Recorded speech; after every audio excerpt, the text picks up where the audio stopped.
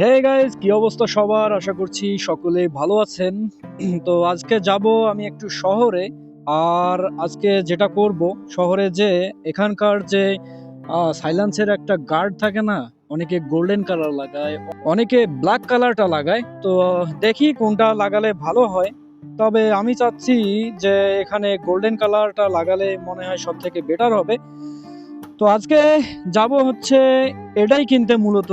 আর আমি অলরেডি আমার ইন্ডিকেটর লাইটটা নিজে নিজে ইনস্টল করে ফেলছি, দেখেন এখন ইন্ডিকেটর লাইটটা কিরকম ফ্ল্যাশ করে। তো এটা নিজে নিজেই চেঞ্জ করা হয়েছে। আর সবাই বলেছিলেন যে ইন্ডিকেটর লাইট লাগাতে রিলের কোনো প্রয়োজন নাই। আসলে ওটা রিলে না, ওটা হচ্ছে একটা ফ্ল্যাশার। এটা আমিও জানি যে ওটার কোনো প্রয়োজন নাই। তবে আমি ওই ফ্ল্যাশারটা কেন ব্যবহার করছি ওইটা একটু আপনাদের বলবো এই রাস্তায় যেতে যেতে। আমি এখন ডানে ইন্ডিকেটর দিয়ে রাখছি, আপনারা দেখতে পারতেছেন। আমি যদি বামে ইন্ডিকেটর দেই, দেখেন আমার মিটারে বাম পাশে কিন্তু ব্লিঙ্ক করতেছে। তো আমি যদি এই ফ্ল্যাশারটা ব্যবহার না করতাম তাহলে আমার বাইকের এই ইন্ডিকেটরটা ড্যাশবোর্ডের ফ্ল্যাশ করতো না। হ্যাঁ, অনেকে হয়তো জানেন যে এটা ডাইরেক্ট করলেই হয়। এটা আমিও জানি যে ডাইরেক্ট করলেই হয়, কিন্তু ড্যাশবোর্ডে তো ভাই এই যে এরকম ফ্ল্যাশ করবে না, ড্যাশবোর্ডে তো এরকম ব্লিঙ্ক করবে না। তাহলে কেমন হইলো? মাত্র 80 টাকার জন্য আমি আসলে ওই জিনিসটা মিস করতে চাই না। মিটারে ব্লিঙ্ক করবে, এটা আমার দেখতে অনেক ভালো লাগে। তো আপনারা যারা ফ্ল্যাশার ব্যবহার করবেন তারা ড্যাশবোর্ডে এরকম ব্লিঙ্ক করা দেখতে পারবেন। আর যারা ফ্ল্যাশার বা রিলে যেটাই বলুন না কেন ব্যবহার করবেন না, তারা কিন্তু এই জিনিসটা মিস করবেন। জাস্ট এখানে সবুজ আইকনটা জ্বলে থাকবে, এটা আপনারা মাথায় রাখবেন। তো এক ভাই আমাকে বলছিল যে এটা লাগানো আমার বোকামি হয়েছে, বেকার অযথা 80 টাকা আমি খরচ করছি।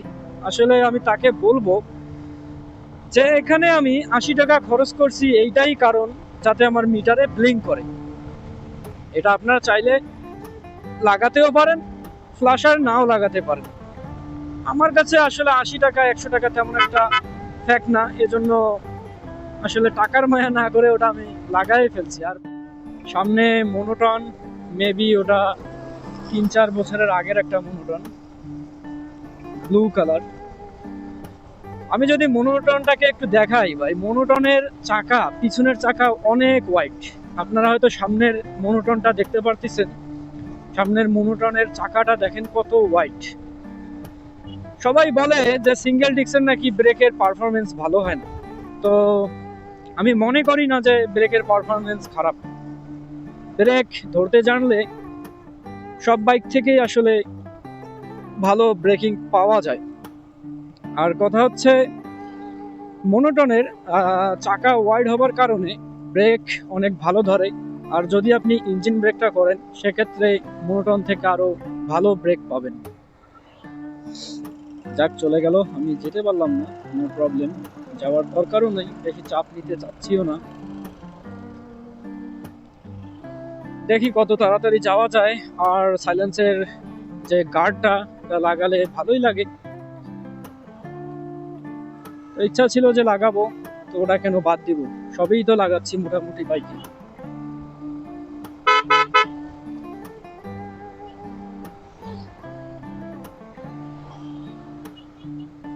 অনেক জ্যাম রাস্তায়, দেখছেন অনেক জ্যাম।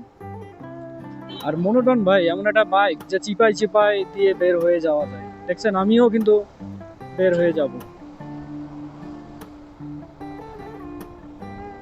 দেখলেন আমিও কিন্তু বের হয়ে চলে আসলাম।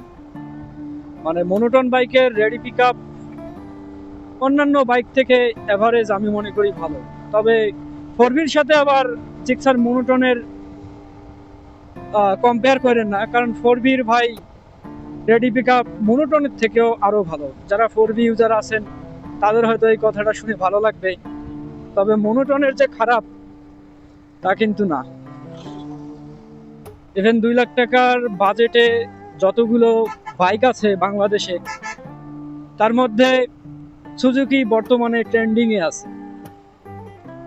অন্য বাইকের সাথে যদি কম্পেয়ার করেন সুজুকি জিক্সার মনোটন 2 লাখ টাকা বাজেটের মধ্যে, সেক্ষেত্রে মনোটন ইজ বেস্ট বাইক। যাক, আমি এক মনোটন আর এক মনোটনের পিছনে যাচ্ছি, জাস্ট খালি চাকাটা দেখালাম যে কতটুকু ওয়াইড।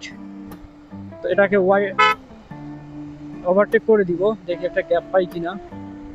দেখেন বাসটারে আমি ইজিলি ওভারটেক করি, এটা কোনো ব্যাপারই না মনোটনের কাছে।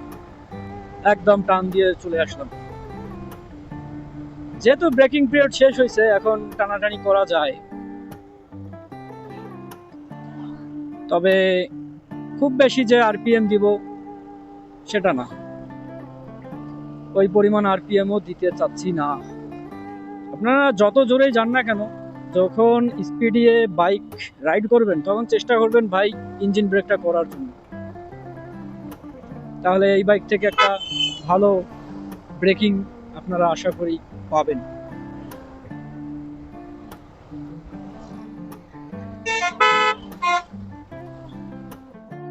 অবশেষে ডিসাইড করলাম যে ব্ল্যাকটাই নিয়ে নিই। কত টাকা যিনি ভাই? 350 টাকা। তো ভাবলাম যে এটাই লাগাবো, এটাই মনোটনে হবে তো নাকি? যাক, এটাই নিয়ে নিব। দেখি 350 টাকা দিতে হবে। এখন এটা এখানে তো লাগায় না, ওখান থেকে লাগাই নিতে হবে। দেখি ওই যে ওখানে দেখা যাচ্ছে, ওখান থেকে এটা আসলে লাগাই নিব। ওনার কাছ থেকে এটা লাগাই নিই।